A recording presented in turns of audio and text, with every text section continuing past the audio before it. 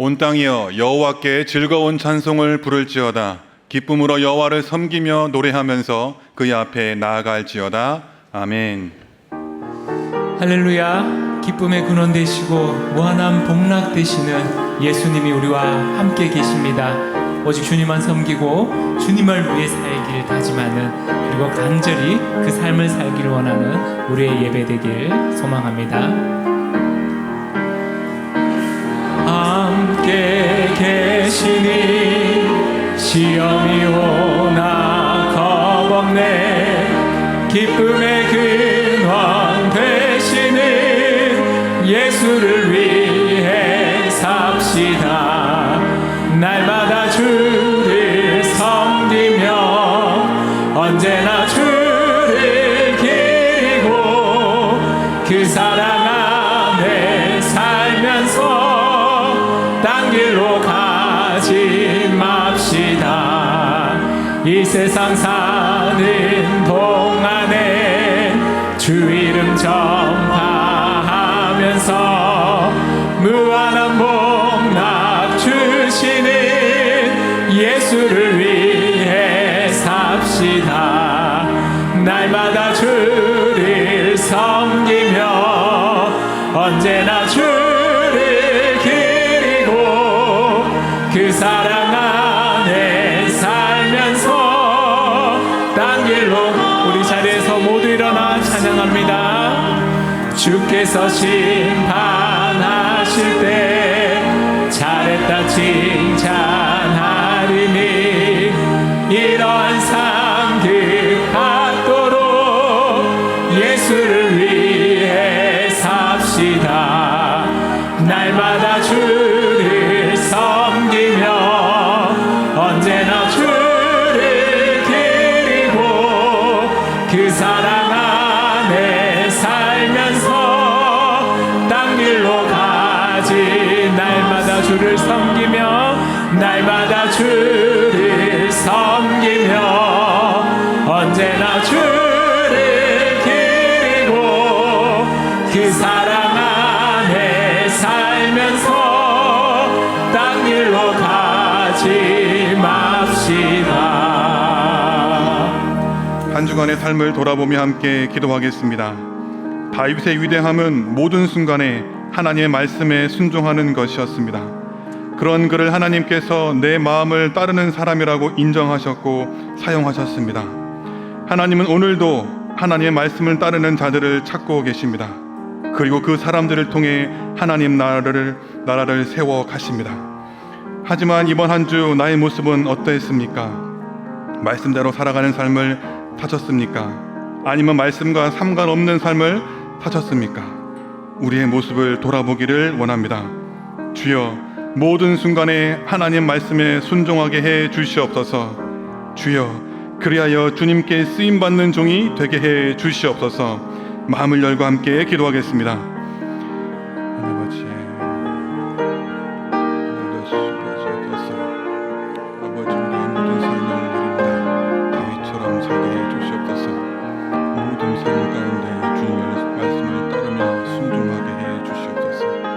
아버지, 오직 말씀대로 그 말씀에 순종하는 삶을 살갈 때에 하나님 마음에 따르는 자가 되게 하시고, 아버지 그 뜻에 따라 살갈 때에 하나님께서 세워가시는 하나님 나라의 작은 밑거름이 될 수 있도록 하나님 붙들어 주시고 인도하여 주시옵소서. 이 모든 말씀 존귀하신 예수 그리스도 이름으로 기도드립니다. 아멘.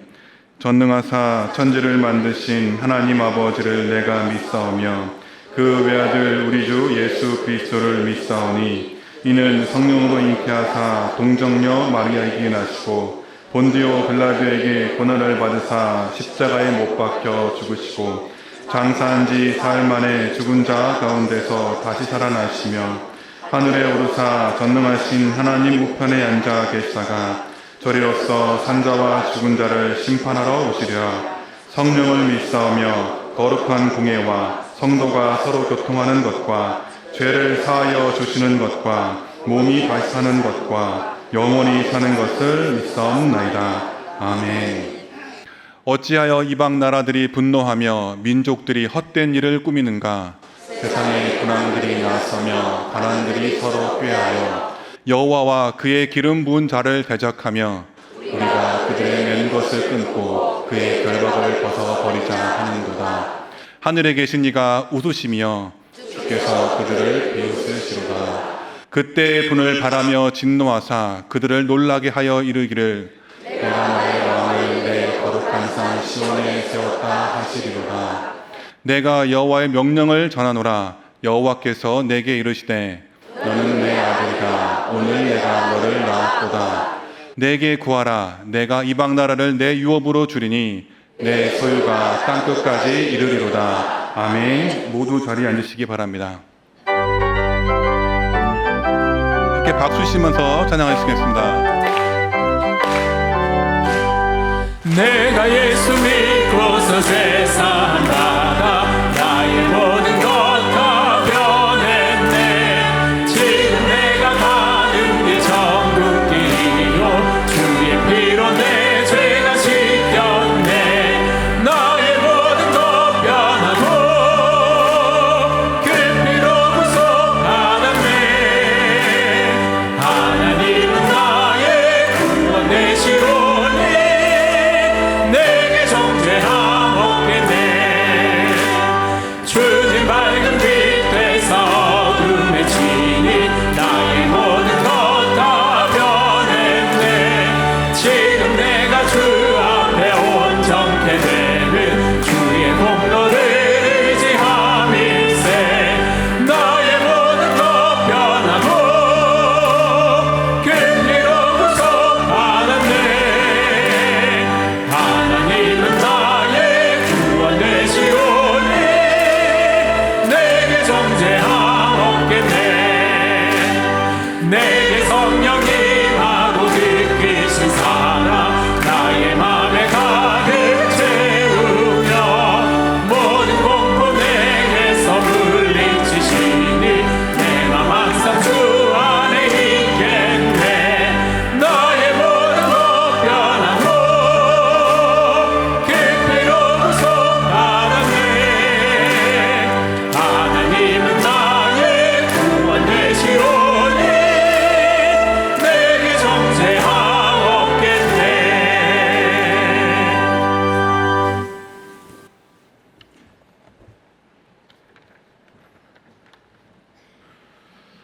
사랑과 안에 충만하신 하나님 아버지, 귀하고 복된 주의 날 존귀와 영광을 받으시기에 합당하신 주님께 온 성도들 경배와 찬양으로 예배드리오니 주님 기뻐 받아주시고 우리 모두에게는 충만한 은혜가 임하는 시간 되게 인도하여 주옵소서. 받을 만한 자격도 없고 공로도 없는 저희들에게 값없이 주신 하나님의 청량할 수 없는 사랑에 감사드립니다.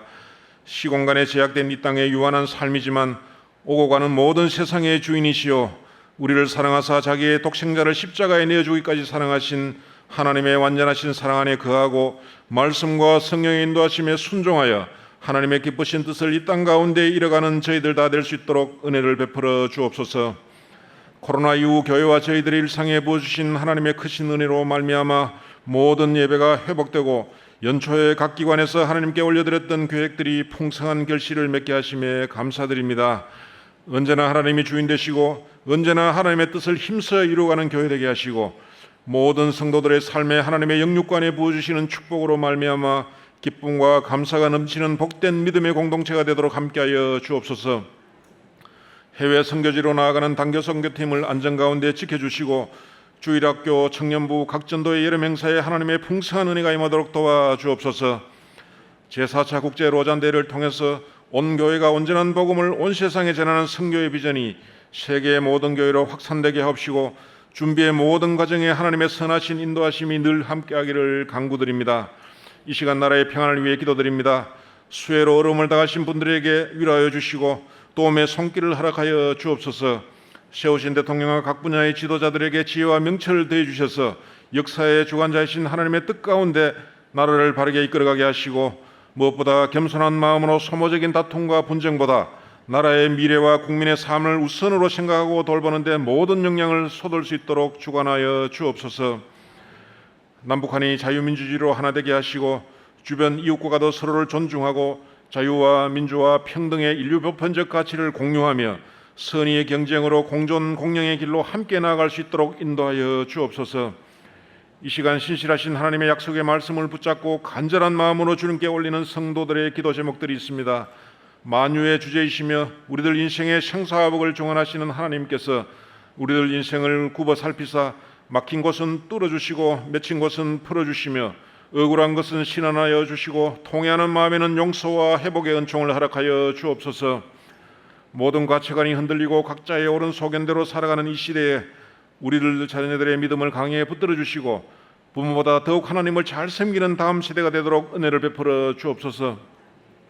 선교지마다 하나님의 천국 복음이 선포되고 풍성한 복음의 결실들이 맺히도록 도와주옵시고 현세적 풍요에 빠져 복음 듣기를 외면하는 우리의 이웃들에게 먼저 믿은 우리가 힘써 복음을 전하고 그들을 생명의 길로 인도하는 일을 열심으로 감당하는 저희들 되도록 함께하여 주옵소서. 이 시간 정성껏 준비한 찬양대의 찬양을 기뻐 받아주시고 예배를 섬기는 모든 손길을 축복하여 주옵소서. 문대원 담임 목사님께서 선포하시는 생명의 말씀으로 우리의 심령이 새로워지고 말씀의 능력으로 우리 삶이 변화되는 역사를 허락하여 주옵소서. 모든 것 감사드리며 예수님 존귀하신 이름으로 기도드립니다. 아멘.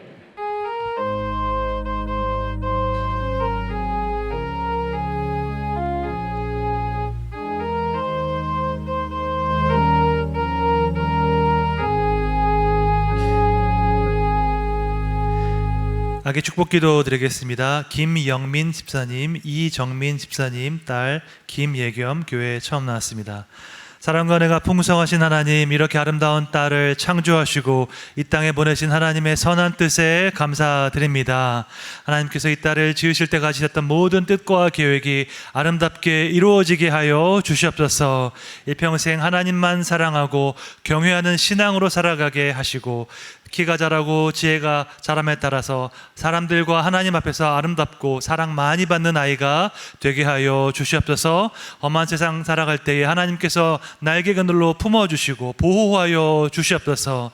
시냇가에 심은 나무가 철을 따라 많은 열매를 맺는 것처럼 생명의 거름 되신 예수님 안에 거하여서 아름다운 열매로 하나님 나라를 위해서 귀하게 공헌하는 존귀한 인생 되게 하여 주시옵소서. 감사드리고 예수님의 이름으로 기도드립니다. 아멘. 출산 장려금 드릴 때 박수로 축하해 주시기 바랍니다. 7월 16일 셋째 주 대구동신교회 주간 뉴스입니다. 지난 7월 14일 인천 송도 컨벤시아에서는 2024 서울 제4차 로잔대회를 위한 7.14 기도대성회가 열렸습니다. 이번 기도대성회는 내년 9월에 있을 로잔 4차 대회를 위한 것으로 한국교회 안에 먼저 영적 대각성이 일어나고 전국의 교회와 성도들이 로잔대회를 위해 기도운동을 펼쳐나갈 것을 다짐하는 자리였습니다. 온누리교회 이재훈 목사님의 개회사와 문대원 담임 목사님의 대표 기도로 시작된 기도대성회는 오후 2시부터 저녁 9시까지 총 3부에 걸쳐 진행됐으며 대구동신교회에서는 청년 94명과 장년 27명, 청년부 교역자 등 총 130여 명이 참석해 4차 로잔대회의 성공적인 진행과 한국교회의 영적 회복을 위해 함께 기도했습니다. 앞으로도 제4차 로잔대회와 한국교회의 회복을 위해 성도님들의 많은 관심과 기도를 부탁드립니다. 지난 6월 3일부터 17일까지 매주 토요일 3주간 기쁨홀에서 진행된 3기 MIP 기도하는 엄마들 세미나가 하나님의 은혜로 잘 마무리됐습니다. 이번 세미나에는 훈련생 107명과 조장 스텝 25명, 총 132명의 성도들이 함께 참여했으며 3주간의 과정을 모두 마친 훈련생들은 이제 2명씩 짝으로 연결돼 매주 정기적으로 기도 모임을 진행하게 됩니다. 엄마들의 지속적이고 강력한 중보 기도를 통해 우리의 자녀들이 악한 사상과 문화 속에서도 거룩한 믿음의 세대로 성장하게 되길 기대합니다. 또한 성인 영어 예배부는 지난 6월 10일 대구에 거주하는 외국인들에게 예수 그리스도의 사랑과 복음을 전하기 위해 동성로 일대에서 노방 전도 활동을 진행했습니다. 성인 30명과 자녀 10명을 포함해 총 40명의 구성원이 모두 4시부터 6시까지 약 60여 명의 외국인들을 만나 정성껏 준비한 선물과 전도지를 통해 하나님의 사랑을 전하고 대구동신교회와 복음으로 초청하는 값진 기회가 됐습니다. 앞으로도 정기적인 전도 활동을 통해 예수 그리스도를 알지 못하는 많은 외국인들을 주님께로 인도할 수 있게 되기를 소망합니다. 정기재직회가 7월 19일 수요 예배 후 본관 베데롤에 서 있습니다. 여전도회 원래회가 오늘 3부 예배 후에 있습니다. 예수생명 열방기도회가 7월 17일 월요일 오후 7시 30분 비전관 기쁨홀에서 있습니다. 예수생명 리딩바이블 2기 수료식이 7월 21일 금요기도 폭풍집회시에 있습니다. 7시 30분까지 조별 지정좌석에 착석해 주시기 바랍니다. 뜨거운 여름, 필로세에서 여름철 무더위 쉼터를 운영합니다. 7월 10일부터 8월 31일까지 무더위에 지친 만촌동 지역 누구나 필로세를 이용해 주시기 바랍니다. 교회 반찬 봉사는 9월에 재개합니다. 교회에 주차한 차량은 반드시 예배 직후 바로 출차해 주시기 바랍니다. 또한 주일 교회 주변 도로 주차로 인해 민원이 발생하고 있으니 삼가 주시기 바랍니다. 수성로에 성경 암송 쓰기 대회 신청을 7월 23일 주일까지 받습니다. 신청하실 분들은 최재균 집사에게 전화로 접수해 주시면 됩니다. 7월 22일 토요일 결혼 소식입니다. 전승욱 목사와 청년 아포슬 김재수민 서리양의 결혼식이 웨딩 메르디앙에서, 강경애 집사의 장남 정휘군과 박수진 양의 결혼식이 보타닉 파크 웨딩에서 있습니다. 자세한 사항이나 모집 안내는 주보를 참고해 주시기 바랍니다. 준비하신 헌금을 하나님께 드리도록 하겠습니다.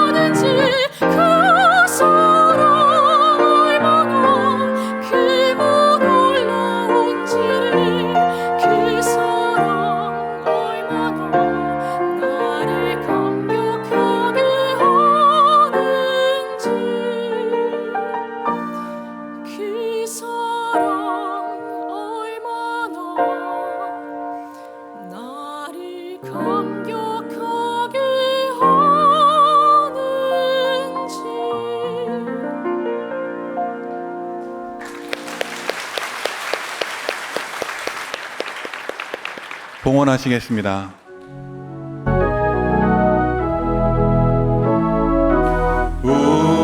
우리에게 향하신 여호와의 인자하심은 그곳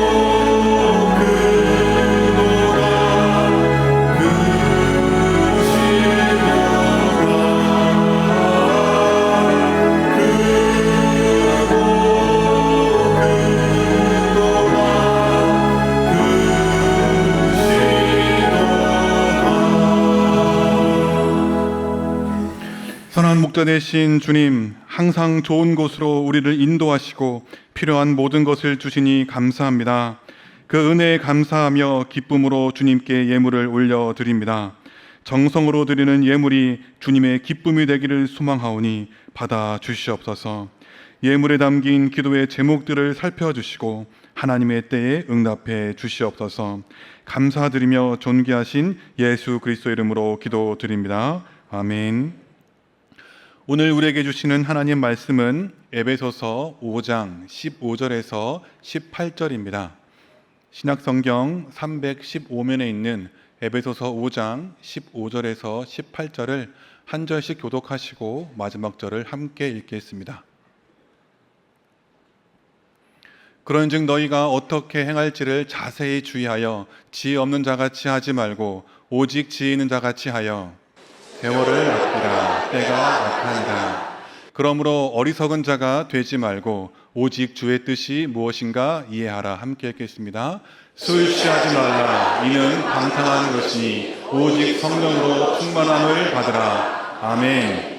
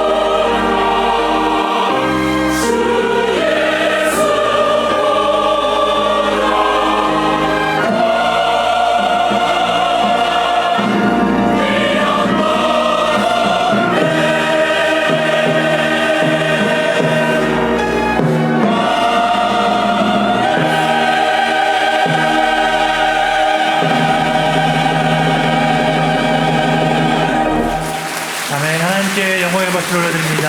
귀한 찬양 감사드립니다. 현장에서 그리고 온라인으로 주일 3부 예배에 오신 여러분들을 주님의 이름으로 환영합니다. 우리의 마음의 눈을 여시고 우리를 속사람을 새롭게 하시는 그 성령의 역사로 진정한 변화를 체험하시기를 주님의 이름으로 축원합니다. 많은 분들께서 기도해 주셔서 지난 금요일 7.14 기도 대성회가 은혜 가운데 잘 마무리되었습니다. 비가 많이 오는 궂은 날씨임에도 불구하고 전국에서 450여 개 교회에서 7천여 명의 성도님들 함께 모여서 4차 로잔 대회와 한국 교회의 영적 대각성을 위해서 뜨겁게 기도했습니다. 우리 교회에서도 청년들과 우리 장년분들 약 130여 명께서 우리 교회를 대표해서 그 현장에서 함께 기도하셨습니다. 사실은 오가는 길이 너무 멀어서 현장에 있는 시간보다 차에서 있는 시간이 더 많았음에도 불구하고 먼 길까지 오셔서 기도해 주신 우리 청년들과 성도님들께 감사드립니다. 동일한 장소에서 그 다음 날에는 이제 오늘의 교회에서 주관하는 대학 청년 그 집회가 있었습니다. 로잔 대회를 소개하는 그런 집회였는데 저도 설교를 잘 섬기고 이제 어제 돌아왔습니다. 기도해 주셔서 감사드립니다. 좌우에 계신 분들과 함께 인사 나누겠습니다. 예수님의 평강이 함께하기를 기원합니다. 인사하겠습니다.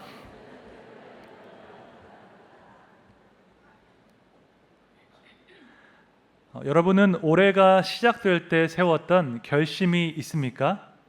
꼭 대단한 일이 아니더라도 작은 결심을 세워서 꾸준히 실천하고 계십니까? 아니면 어차피 결심해봐야 지키지 못하니까 그냥 결심 없이 살아가십니까? 새해가 되면 누구나 새로운 결심을 합니다. 내 삶에 변화가 필요한 영역이 있는지 돌아보고 한두 가지 목표를 세워서 노력하기 시작합니다. 처음 며칠 동안은 결심한 대로 노력하며 살 수 있습니다. 그런데 시간이 지나면서 점점 의지가 약해집니다. 흔히 말하는 작심삼일이 되어서 더 이상 결심을 지키지 못하고 다시 과거로 돌아가기 쉽습니다. 이런 일을 몇 번 계속해서 반복하다 보면 나중에는 새해가 되어도 새로운 결심을 하지 않는 사람들이 있습니다. 어차피 결심해 봐야지 지키지 못하기 때문입니다. 그래서 이렇게 말합니다. 그래, 올해는 새로운 결심이 없는 게 결심이다 라고 말하는 분들이 계십니다. 물론 충분히 그 마음을 이해할 수 있습니다. 저도 결심한 대로 살아가지 못할 때가 많이 있습니다. 그렇다고 해서 아무런 결심 없이 살아가는 것은 그럼 좋은 일일까요? 여러분은 지금 여러분의 인생에 100% 만족하십니까? 하나님께서 여러분에게 주신 시간과 재능, 그 기회를 100% 사용하면서 살고 계십니까? 아니면 여전히 변해야 될 부분이 있고 성장해야 할 부분이 있으십니까? 당연히 변해야 하고 성장해야 될 부분이 많이 있습니다. 그러므로 우리는 변화를 위한 노력을 멈춰서는 안 될 것입니다. 계속해서 실패한다고 해도 끝까지 포기하지 않고 노력해서 작은 변화라도 계속해서 만들어 가야 합니다. 목표한 것을 100% 달성하지 못해도 괜찮습니다. 목표의 50%만 달성해도, 아니 10%만 달성해도 이전보다 더 성장한 일이기 때문에 좋은 일입니다. 어제의 나보다 오늘의 나가 더 영적으로 현실적으로 성장하는 것이 우리의 목표입니다. 그런데 우리의 마음 깊은 곳을 돌아보면 우리에게는 두 가지 마음이 있습니다. 첫째로는 우리 인생에 변화가 있기를 원하는 마음이 있습니다.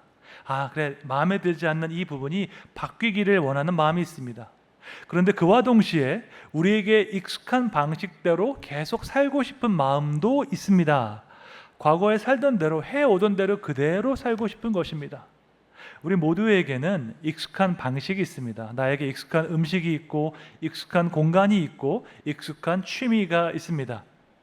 우리 인생에 변화가 생기는 것은 익숙했던 것들과 작별하는 것을 뜻합니다. 여러분, 익숙한 것과 작별하는 것이 쉬울까요? 어려울까요? 어렵습니다. 예를 들어서 습관적으로 야식을 먹던 사람이 그것을 끊는 것이 쉬운 일일까요? 어려운 일일까요? 어렵습니다. 밤만 되면 맛있는 음식이 더 생각나겠죠. 정말 힘들 것입니다.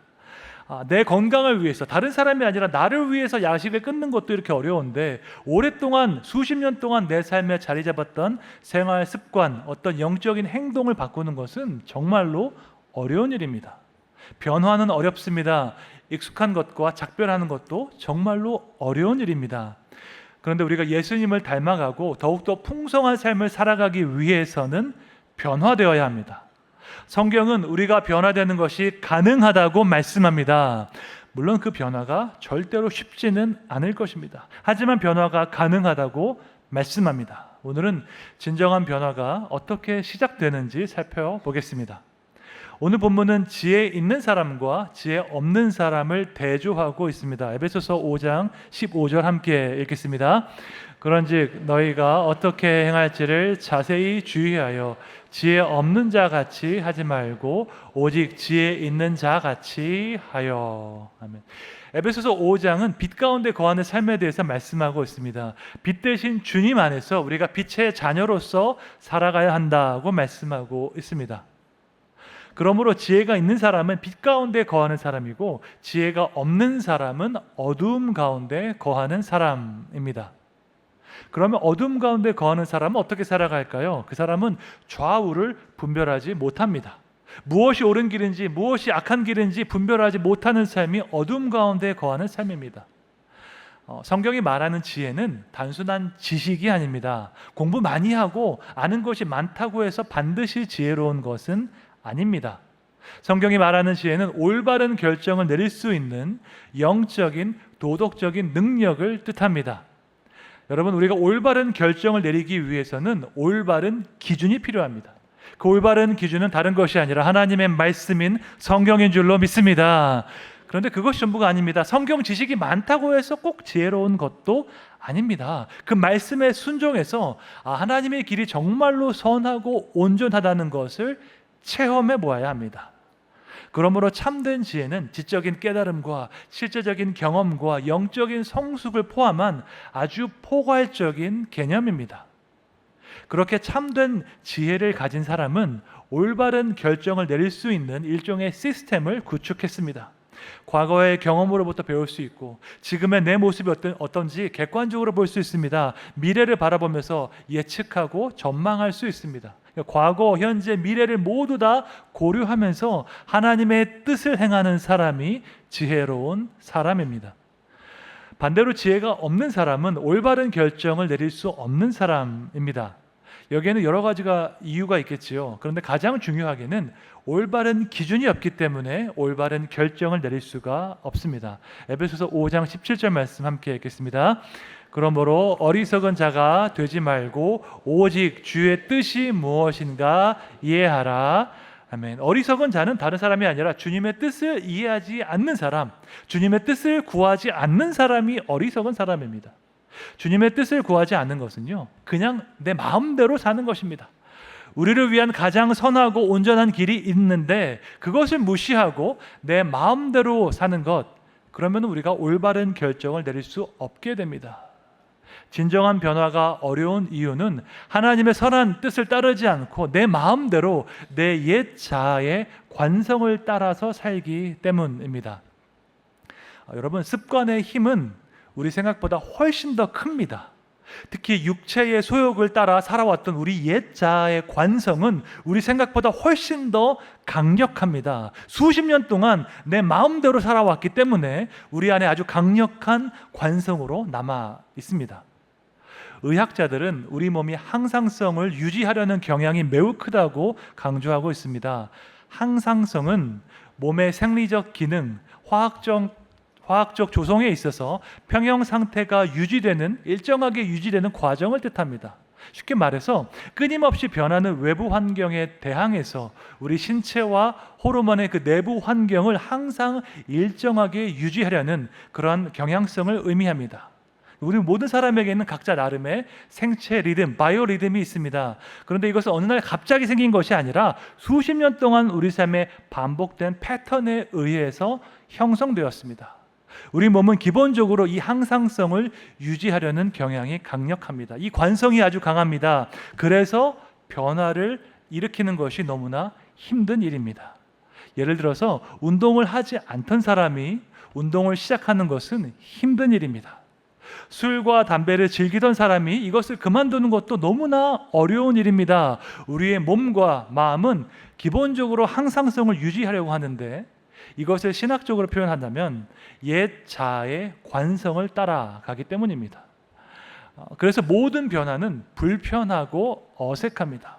그동안 내가 살아왔던 방식과 전혀 다르기 때문이고 내 몸에 익숙했던 그 옛 패턴과 전혀 다르기 때문입니다.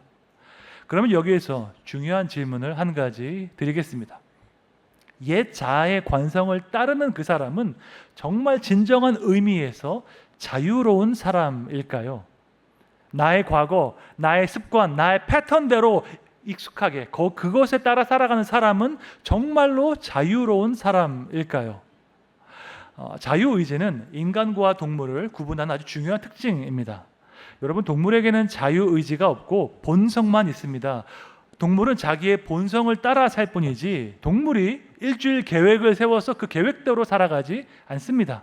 오직 인간에게만 자유의지가 있습니다. 오직 인간에게만 일주일을 계획할 수 있는 능력이 있고 과거와 다른 오늘을 살아갈 수 있는 그 능력이 있습니다. 이 사실을 믿으십니까? 여러분은 과거의 관성을 이길 수 있고 과거와 다른 오늘을 살아갈 수 있습니다. 그런데 많은 사람들은 진정한 변화를 경험하지 못하고 옛 자아의 관성대로 내가 과거에 살아왔던 그 습관대로 살아갑니다. 그런데 엄밀하게 말하면 이것은 진정한 의미에서 자유로운 삶이 아닙니다. 과거의 얽매인 삶이고 과거의 패턴에 구속된 삶인 것입니다. 그럼 어떻게 해야지 우리가 옛 자아와 그 관성을 극복할 수 있을까요? 그 시작은 방탕의 위험성을 자각하는 것입니다. 오늘 본문에는 아주 유명한 말씀이 나옵니다. 에베소서 5장 18절 말씀 함께 읽겠습니다. 술 취하지 말라. 이는 방탕한 것이니 오직 성령으로 충만함을 받으라. 아멘. 여러분, 이 말씀은 성령 충만을 술 취함에 비유한 것이 아닙니다. 예전에 기독교 어린이 만화 이런 거 보면요, 술 취함과 성령 충만을 이제 비슷하게 설명한 것이 있었습니다. 예를 들어서 술 취하면 말이 많아지듯이 성령에 충만하면 말이 많아진다. 술 취하면 기분이 좋아지듯이 성령 충만하면 기분이 좋아진다. 이런 식으로 설명하는 사람도 있었는데 술 취함과 성령 충만함이 비슷한 것이 아니라 성경에서 술 취함은 육신에 속한 그 방탕을 표현하는 옛 자아의 전형입니다. 술 취함을 한마디로 표현하자면 방탕한 것이다 라고 말씀하고 있습니다. 여러분, 방탕이 무엇일까요? 방탕은 한마디로 내가 하고 싶은 대로 살아가는 것입니다. 내가 먹고 싶은 대로 먹고 자고 싶은 대로 자고 놀고 싶은 대로 노는 것입니다. 이렇게 살면 좋을까요? 안 좋을까요?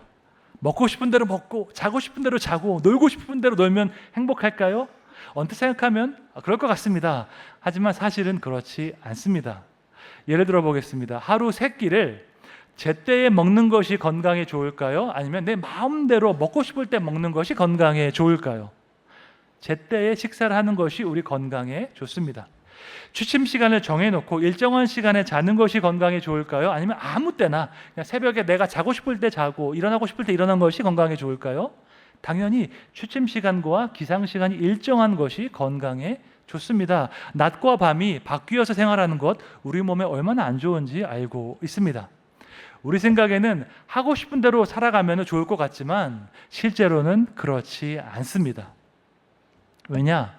죄로 인해 우리의 본성이 타락했기 때문입니다. 우리의 본성이 타락해서 우리의 욕구가 시키는 대로 살아가면 그것이 우리에게 유익하지가 않습니다. 나의 욕구를 따라 살면 육체적, 정신적, 영적인 건강을 해치게 됩니다.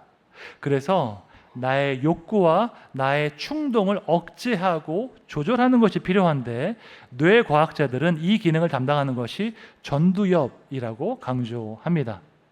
인간의 뇌를 크게 3부분으로 구분할 수 있습니다. 첫째로 파충류의 뇌라고 불리는 뇌관이 있습니다. 뇌관은 호흡과 체온, 맥박을 조종하고 그래서 우리의 생명을 유지하는 활동을 합니다. 두 번째로는 포유류의 뇌라고 부를 수 있는 변연계가 있습니다. 이것은 우리의 감정과 기억과 욕구를 주관하는 기능을 합니다. 세 번째는 영장류의 뇌라고 불리는 전두엽이 있습니다. 이 전두엽은 상황을 판단하고 예측해서 미래를 계획하는 그러한 역할을 담당합니다. 전두엽의 가장 중요한 기능 중에 한 가지가 충동을 조절하는 것입니다. 우리가 욕구와 어떤 본능, 그런 충동이 있는데 그것을 절제할 수 있는 것은 바로 전두엽이 그 역할을 감당하기 때문입니다. 그런데 이 전두엽은 다른 뇌에 비해서, 다른 뇌 부분에 비해서 오랫동안 발달하고 성장한다고 합니다. 생명을 유지하는 뇌관은 엄마의 뱃속에서 대부분 형성됩니다. 감정과 욕구를 주관하는 변연계는 유아기와 사춘기 때 대부분 형성이 됩니다. 그런데 전두엽은 사춘기를 지나 20대 중반까지 발달한다고 합니다. 1999년 네이처지에 발표된 연구에 따르면 전두엽의 발달은 20대 중반까지 계속된다는 연구 결과가 있습니다. 그래서 10대 청소년들의 절제력이 약하고 충동적인 행동을 하는 이유가 바로 이것입니다. 청소년들은 아직 전두엽이 완전히 발달하지 않았기 때문에 감정과 이 욕구를 제대로 조절할 줄 모르는 것입니다. 그래서 우리 청소년 아이들이 새벽 3시, 4시까지 게임을 할 수가 있는 것입니다. 생각해보면 정말 대단한 열정과 체력입니다. 어른 생각 아무리 재미있어도 우리 어른들은 힘들어서 그렇게 못할 텐데 청소년들은 이 감정과 욕구가 더 앞서기 때문에 그렇게 할 수 있습니다. 아직 이 전두엽이 완전히 자라지 않았기 때문에 충동을 제대로 조절할 수 없는 것입니다. 그런데 술에 취하면 이 전두엽이 제대로 기능하지 못한다고 합니다. 이성적으로 판단하고 욕구를 절제하는 이 전두엽이 제대로 기능하지 못합니다. 그래서 술 취한 사람들이 충동적인 행동을 하게 되는 것입니다. 평소 같으면 하지 않을 그럴 행동을 하는 것이지요. 폭력을 행사한다든지 아니면 성적인 유혹에 빠지기도 합니다. 심한 경우에는 술에 취해서 각종 범죄를 저지르기도 합니다. 술에 취하면 전두엽이 제대로 기능하지 않아서 옳고 그름을 판단하는 판단 능력이 흐려집니다. 또한 욕구와 이 충동을 절제하는 그 기능도 제대로 작동하지 않습니다. 그렇게 타락한 본능을 따라서 행동하는 그 행동을 가리켜 성경은 방종 혹은 방탕이라고 말씀합니다. 앞서 말한 것처럼 방종과 방탕은 나의 육체적, 정신적, 영적인 건강을 해칩니다. 내가 하고 싶은 대로 살면 내 건강에 좋은 것이 아니라 오히려 해롭습니다. 그런데 신기하게도 여러분, 방종하기 위해서 우리가 특별한 노력이 필요하지 않습니다. 그냥 육체의 욕구를 방치하고 그 욕구가 시키는 대로 따라 살기만 하면 됩니다. 예를 들어서 퇴근한 이후에 소파에 누워서 TV를 보기 위해서 특별한 노력이 필요하지 않습니다. 내가 소파에 눕기 싫은데, 내가 정말로 TV 보기 싫은데 억지로 그렇게 우리가 노력해서 하는 것이 아니지요. 또한 한밤중에 야식을 먹기 위해서 특별한 노력이 필요하지 않습니다. 한밤중에 정말 야식 먹기 싫은데 억지로 노력해서 먹는 사람 없습니다. 방종과 방탕은 아주 쉽고 편안한 길입니다. 그런데 그 길로 가면 우리의 몸과 우리의 마음을 해치게 되는 것입니다. 이것을 막아주는 것이 바로 전두엽의 역할인데 술에 취하면 이 전두엽이 제 기능을 못하는 것입니다. 이 사실을 성경은 한마디로 이렇게 말합니다. 술 취하지 말라, 이는 방탕한 것이니라 라고 말씀하고 있습니다. 여러분, 이 말씀이 하나님의 유익을 위한 말씀일까요? 아니면 우리의 유익을 위한 말씀일까요? 당연히 우리의 유익을 위한 말씀입니다. 하나님은 우리의 유익과 행복을 위해서 방탕하지 말라고 말씀하십니다. 그러므로 진정한 변화를 위해서 이 방탕의 위험성을 깨달아야 하는 줄로 믿습니다. 방탕은 절제력을 잃은 것이고 그것은 자기 파괴로 이어지게 됩니다. 술 취함은 방탕으로 가는 가장 빠른 지름길입니다. 현재 미국 메이저리그에서 최고의 스타 선수는 일본 선수 오타니 쇼헤이라는 선수입니다. 세계 최고의 메이저리그에서 투수와 타자를 병행해서 정말 놀라운 성적을 내고 있습니다. 일반적으로 우리가 고등학교까지는 투수와 타자를 병행할 수 있는데 프로에 입단하면 둘 중에 한 가지를 선택하게 됩니다. 그런데 이 오타니 선수는 일본 프로야구에서도 투수와 타자를 병행했고 심지어 메이저리그에서도 병행해서 성공을 거두고 있습니다. 그는 메이저리그 역사상 최초로 투수로서 10승을 거두고 타자로서 30홈런을 친 최초의 선수가 되었습니다. 아마 야구를 아시는 분들은 이 기록이 얼마나 놀라운 기록인지 아실 것입니다. 올해가 지나면 오타니 선수의 계약이 끝나는데 많은 전문가들은 메이저리그 역사상 최고의 계약을 맺을 것이라고 확신하고 있습니다. 이 오타니 선수는 야구 실력도 실력이지만 철저한 자기 관리로 유명한 사람입니다. 오랫동안 프로 생활을 하면서도 단 한 건의 스캔들도 없었습니다. 술과 담배도 전혀 하지 않고 오로지 운동에만 전념하고 있습니다. 예전에 일본 리그에 있을 때 오타니 선수가 끝내기 패배를 당했다고 합니다. 경기 후에 얼마나 낙담했겠습니까? 운전기사가 그 선수에게 질문했습니다. 그래도 오늘 같은 날에는 나가서 술 한잔 해야죠 라고 질문했습니다. 그러자 오타니 선수가 이렇게 대답했다고 합니다. 술을 마신다고 해서 패배가 없어지지도 않고 내일이 바뀌지도 않습니다 라고 답을 했다고 합니다. 정말 멋진 말이지 않습니까? 제가 이 인터뷰 기사를 보고 이 오타니 선수를 더 존경하게 됐습니다. 술 취함은 우리를 방탕으로 인도합니다. 내 마음대로 방탕하게 사는 것, 이것이 위험하다는 것을 깨닫는 것이 바로 진정한 변화의 시작입니다. 그 다음으로 중요한 것은 마음속으로 변화될 나의 미래의 모습을 미리 그려보는 것입니다. 지금의 내 모습만 보는 것이 아니라 앞으로 변화될 그 모습을 마음속으로 미리 그려보는 것, 너무나도 중요한 일입니다. 하나님께서 인간에게만 특별한 능력을 주셨는데 그것은 눈으로만 보는 것이 아니라 마음으로도 볼 수 있게 하셨습니다. 아직 일어나지 않았지만 앞으로 일어날 그 일을 우리 마음으로 볼 수 있는 그 능력을 주님께서 주셨습니다. 그래서 인간은 눈으로도 볼 수 있지만 마음으로도 볼 수 있습니다. 오늘 본문은 자세히 주의하여 보는 것이 얼마나 중요한지 말씀하고 있습니다. 에베소서 5장 15절 말씀 함께 읽겠습니다. 그런즉 너희가 어떻게 행할지를 자세히 주의하여 지혜 없는 자 같이 하지 말고 오직 지혜 있는 자 같이 하여. 자세히 주의하여라는 이 말씀을 영어 성경으로 보니까 look carefully라고 되어 있습니다. 이 변화의 시작은 자세히 주의하여 보는 것입니다. 그러면 무엇을 볼까요? 지금 내 모습도 보지만 또한 앞으로 변화될 나의 모습도 미리 보는 것입니다. 지금 나의 모습은 눈으로 볼 수 있습니다. 하지만 앞으로 변화될 나의 모습은 눈으로 볼 수 없습니다. 그것은 마음으로 보는 것입니다. 사도 바울은 하나님께서 우리 마음의 눈을 여실 때에 우리가 하나님의 관점으로 미래를 볼 수 있다고 선포하고 있습니다. 에베소서 1장 17절 18절 말씀 함께 읽겠습니다. 우리 주 예수 그리스도의 하나님 영광의 아버지께서 지혜와 계시의 영을 너희에게 주사 하나님을 알게 하시고 너희 마음의 눈을 밝히사 그의 부르심의 소망이 무엇이며 성도 안에서 그 기업의 영광의 풍성함이 무엇이며 아멘. 하나님께서 지혜와 계시의 영을 허락하실 때 우리의 마음의 눈이 열리는 것입니다. 그럼 우리는 지금의 내 모습도 볼 수 있지만 앞으로 변화될 그 영광스러운 모습도 미리 볼 수 있는 것입니다. 제한된 인간의 관점이 아니라 영원하신 그 하나님의 관점으로 어떠한 모습으로 변화될지 볼 수 있습니다. 이것을 볼 수 있는 사람은 어떤 상황에서도 소망을 가질 수 있습니다. 지금 눈에 보이는 모습이 전부가 아니라 하나님의 능력으로 변화될 그 미래를 볼 수 있기 때문입니다. 그런데 이것은 우리 눈으로 보는 것이 아니라 마음으로 보는 것입니다. 심리학자들은 심적 시연이라는 개념으로 이것을 표현합니다. 영어로 하면 mental rehearsal이죠. 변화는 마음속에 그리는 이상적인 그 모습에서 시작된다 하는 것입니다. 사실 이 멘탈 리허설은 스포츠 선수나 예술가들이 자주 사용하는 방식입니다.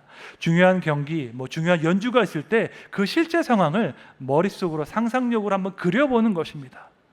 수많은 사람들 앞에서 내가 긴장하지 않고 준비한 것을 잘 해낼 수 있도록 머릿속에서 미리 예행 연습을 하는 것입니다.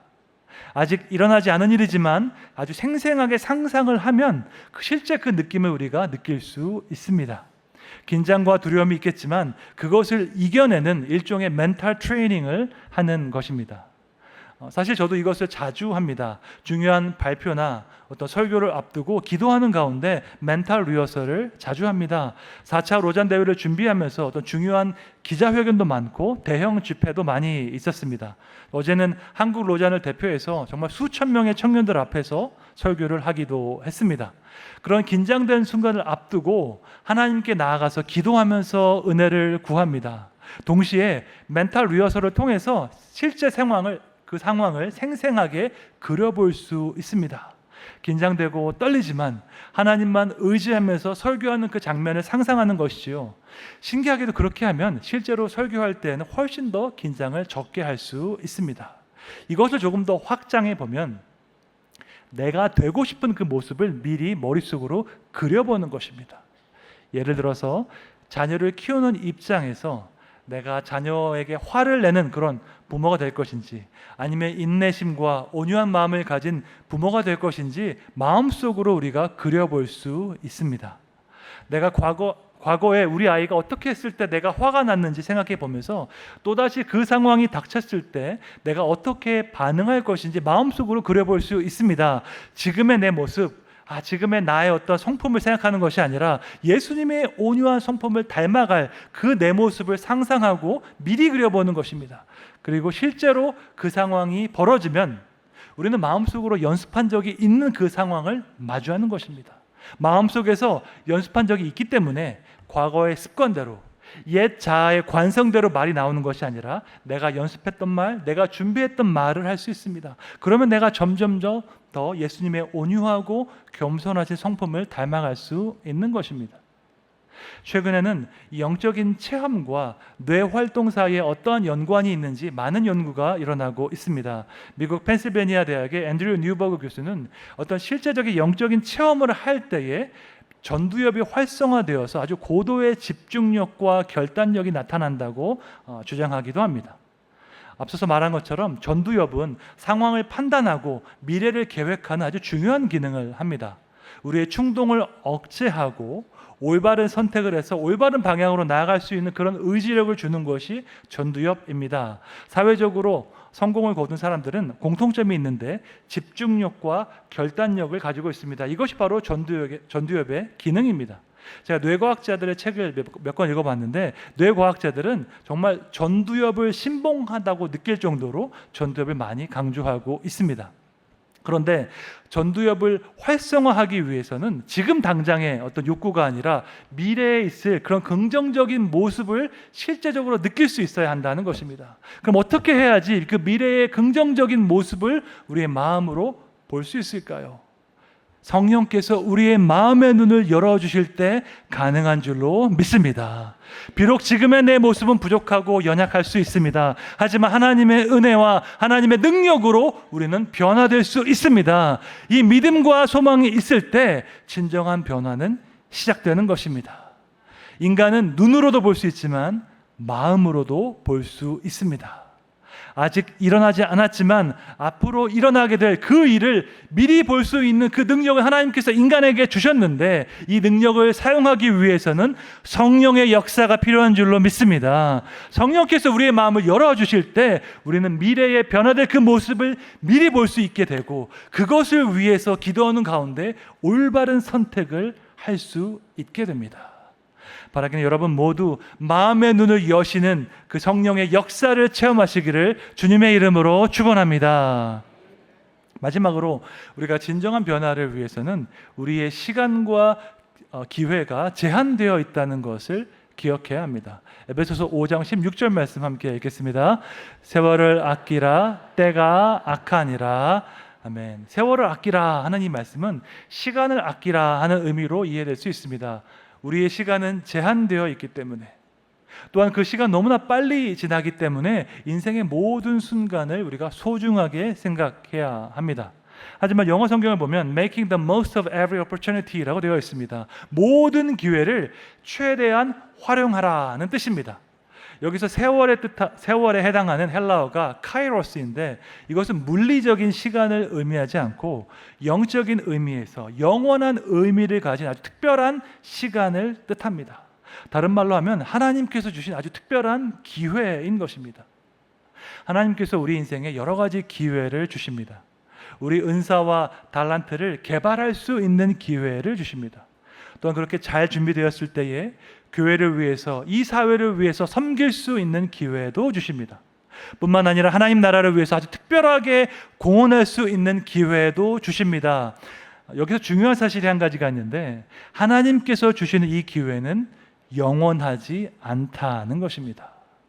물론 하나님께서 자비로우셔서 우리에게 여러 번의 기회를 주십니다. 한 번 기회를 놓쳤다고 우리가 절망할 필요는 없습니다.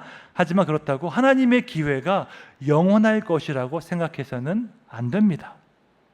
이번에 안 됐으니까 뭐 다음에 하지라고 편하게 생각할 문제가 아니라는 것입니다. 다음에 또 기회가 있을지 없을지 아무도 확신할 수 없습니다. 하나님께서 여러분의 마음을 감동해서 무언가 헌신하고 싶은 생각이 들 때, 이걸 위해 기도해야겠다 생각이 들 때, 다음에 하지라고 생각하지 마십시오.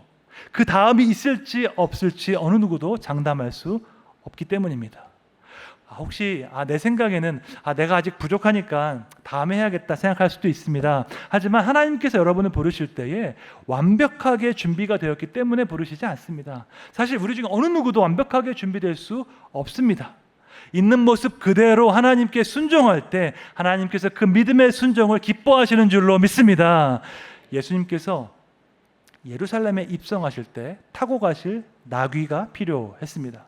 그래서 제자들에게 마을에 가서 아직 아무도 타보지 않은 그 나귀 새끼를 한 마리 데리고 와라고 말씀하셨습니다. 그런데 주인이 보기에는 이 나귀 새끼가 아직 한 번도 사람을 태워본 적이 없습니다. 인간적인 생각으로는 너무나도 부족하고 연약한 것입니다. 그때 주님께서 제자들에게 이렇게 말을 하라고 말씀하셨습니다. 누가복음 19장 31절 함께 읽겠습니다. 만일 누가 너희에게 어찌하여 푸느냐 묻거든 말하기를 주가 쓰시겠다 하라 하시매. 예수님은 사람들이 어떻게 생각할지 정확하게 알고 계셨습니다. 사람들의 입장에서는 아직까지 한 번도 사람을 태워본 적이 없는 연약한 나귀였습니다. 그래서 이 일을 못할 거다라고 생각하는 것이죠. 하지만 그때 주님께서 이렇게 말하라고 하셨습니다. 주께서 쓰시겠다고 말하라 라고 선포하셨습니다. 우리의 능력, 우리의 재능, 우리의 경험, 주님께서 이 모든 것을 다 알고 계십니다. 모든 것을 아시는 그 주님께서 우리를 사용하기 원하십니다. 무엇을 위해서요? 우리의 능력과 우리의 힘을 드러내기 위해서가 아니라 하나님의 능력을 드러내기 위해서입니다. 그러므로 진정한 지혜는 하나님께서 주시는 그 모든 기회를 최대한 활용하는 것입니다. 나에게 온 이 기회를 당연하게 여기지 않고 다음에 또 기회가 올 것이라고 생각하지 않고 하나님의 말씀에 기쁨으로 순종하는 것이 지혜인 줄로 믿습니다. 월터 라이펠드라는 신학자는 세월을 아끼라 하는 이 말씀이 문자적인 의미로 buying up the time이라는 뜻을 가지고 있다고 주장했습니다. 특별한 시간, 그 영원한 의미가 있는 시간을 사들이라는 뜻입니다. 여러분, 우리가 무언가를 사기 위해서는요, 대가를 치러야 합니다. 우리는 다 중요하게 생각하는 것을 사기 위해서 얼마든지 큰 대가를 치를 수 있습니다. 물론 사람마다 중요하게 생각하는 것이 다릅니다. 어떤 사람은 먹는 것을 중요하게 생각하고 어떤 사람은 전자제품을 중요하게, 또 어떤 사람은 옷을 중요하게 생각할 수 있습니다. 내가 중요하게 생각하게 하는 것을 위해서는 얼마든지 아낌없이 돈을 지불할 수 있습니다. 그러면 여러분은 시간을 위해서는 어떤 대가를 치르셨습니까? 한 번 지나가면 끝인 이 시간을 위해서, 이 시간을 영원히 구속하기 위해서 여러분은 어떠한 대가를 치르셨습니까? 지금까지 살아온 여러분의 인생 중에서 과연 천국에서도 기억될 만한 그 시간은 얼마나 됩니까? 이 질문은 아주 어려운 질문입니다. 우리의 시간과 기회가 제한되어 있다는 것을 기억하는 것은 너무나도 중요합니다. 과거의 습관을 따라서 잘못된 패턴대로 살아갈 시간이 없다는 것을 우리가 깨달아야 합니다. 똑같은 후회를 반복하며 살기에는 우리의 인생은 너무나 짧기 때문입니다. 기회는 제한되어 있고 준비된 사람이 그 기회를 붙잡을 수 있습니다. 흔히 말하기를 누구나 인생에서 3번의 기회는 온다라는 말이 있습니다. 근데 그 기회를 놓친 사람은 평생 후회만 하면서 살아갈 것입니다. 하지만 그 기회를 기대하고 열심히 준비한 사람은 기회가 왔을 때 붙잡을 수 있습니다. 이 땅에서 행복과 성공만을 위해서 붙잡는 것이 아니라 영원한 천국과 하나님의 나라를 위해서 이 기회를 사용할 수 있습니다. 여러분, 진정한 변화는 방탕의 위험성을 자각할 때 시작됩니다. 옛 자아의 욕구를 따라 하고 싶은 대로 사는 것, 이것이 위험하다는 것을 우리가 깨달아야 합니다. 또한 마음의 눈을 열어서 우리의 마음속으로 변화될 그 미래의 모습을 미리 볼 수 있어야 합니다. 성령의 능력으로 우리의 마음이 열려야 하는 것입니다.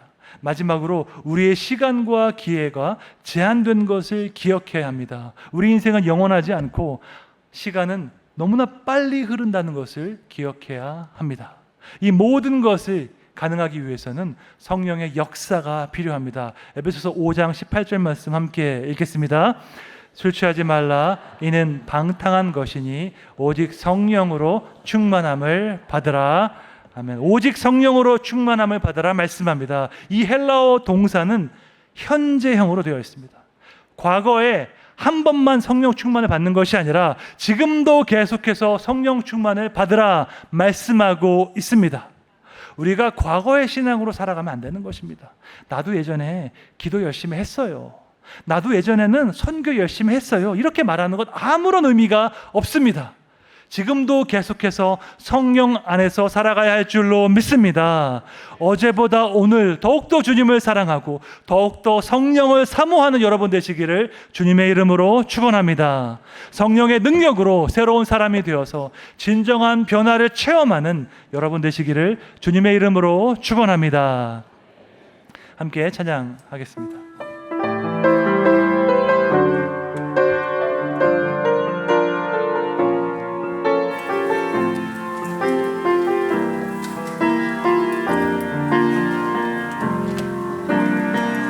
세상을 살아가는 동안에 나의 힘을 의지할 수 없으니 기도하고 낙심하지 말 것은 주께서 참 소망이 되시리라. 이 세상을 살아가는 동안에 이 세상을 살아가는 동안에 나의 힘을 의지할 수 없습니다. 나의 힘을 의지할 수 없으니 기도하고 낙심하지 말 것은 주께서 참 소망이 되심이라. 하나님의 꿈이 나의 비전이 되고 예수님의 성품이 나의 인격이 되고 성령님의 권능이 나의 능력이 되길 원하고 바라고 기도한 주의 길을 걸어가는 동안에 주의 길을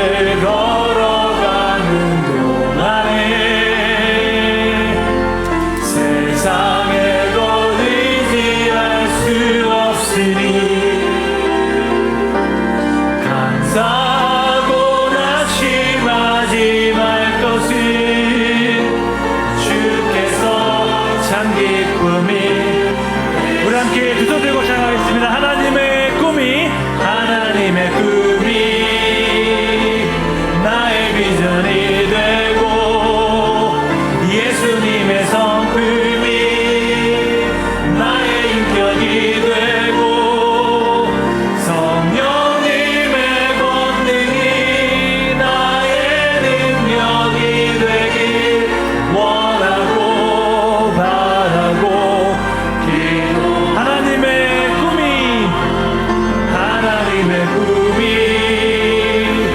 나의 비전이 되고 예수님의 성품이 나의 인격이 되고 성령님의 권능이 나의 능력이 되길 원하고 바라고 기도합니다. 선하신 하나님, 죄악에 빠져 아무런 소망이 없는 우리를 구원하신 주님의 은혜에 감사드립니다. 지금 이 순간에도 성령의 능력으로 우리를 붙잡아 주시는 주님의 사랑에 감사드립니다. 옛자의 관성을 따라서 방탕에 빠졌던 우리의 죄악을 회개합니다. 육체의 정욕과 안목의 정욕을 따라 살았던 우리의 허물을 회개합니다. 이 시간 성령의 능력으로 우리를 회복시키셔서 영원한 주님의 길로 행하게 하여 주시옵소서. 술 취하지 말라, 이는 방탕한 것이니 오직 성령으로 충만함을 받으라 말씀하셨습니다. 이 말씀에 순종하여 육체의 소욕을 따라 방탕하지 않고 성령의 능력으로 행하게 하여 주시옵소서. 성령께서 우리 마음의 눈을 열어 주시옵소서. 연약한 지금의 모습을 보는 것이 아니라 성령의 능력으로 변화될 앞으로의 모습을 미리 보게 하여 주시옵소서. 또한 우리의 시간과 기회가 제한된 것을 기억하는 지혜를 허락하여 주시옵소서. 빠르게 지나가는 인생을 살아갈 때에 저 천국에서 영원히 기억될 그 가치를 위해서 살아가게 하여 주시옵소서. 지난 주간 폭우로 전국에서 많은 피해가 있었습니다. 사랑하는 가족을 잃은 이들의 마음을 위로하여 주시고 모든 피해가 잘 복구될 수 있도록 특별한 은혜를 허락하여 주시옵소서. 한치 앞을 볼 수 없는 연약한 인생을 기억하면서 이 생과 내 생의 영원한 소망이 되시는 하나님만 의지하게 하여 주시옵소서. 지난 주간 7.14 기도 대성회 가운데 놀라운 역사를 행하신 하나님을 찬양합니다. 한국교회가 영적으로 깨어나 한 마음으로 기도하게 하시고 4차 로잔 대회를 통해서 세계 선교를 위한 아름다운 연합과 협력이 일어나게 해 주시옵소서. 육체의 질병으로 고통받는 성도들을 기억하여 주시고 하나님의 놀라운 치유의 역사를 행하여 주시옵소서.